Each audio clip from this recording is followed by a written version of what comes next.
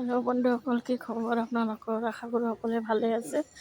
আৰু আজি মই য'ত কাম কৰোঁ তাতে এখন চব্জি বজাৰ বহে, তাতে চব্জি আনিবলৈ গৈছিলোঁ। বৰ্তমান চব্জিৰ দামবিলাকো বহুত, আৰু হিচাপ কৰি লৈ আহিছোঁ আৰু কোনোমতে কি হ'ব, কি বুলি ক'ম আৰু, যিহেতু বিল্ডিঙৰ ছ'চাইটিৰ ভিতৰতে হৈছে, সেয়ে বস্তুৰ দাম হ'বই।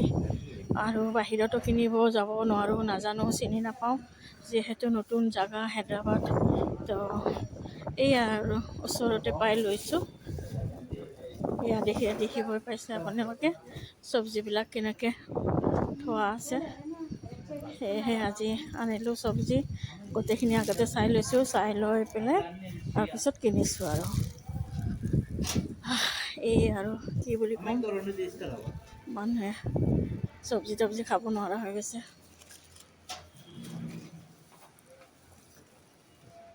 এতিয়া আমাৰ অসমত চব্জিৰ দামো কম হ'ব, নিজৰ ঘৰতে থাকে চব্জি পাতি, চব ঘৰতে পোৱা যায়।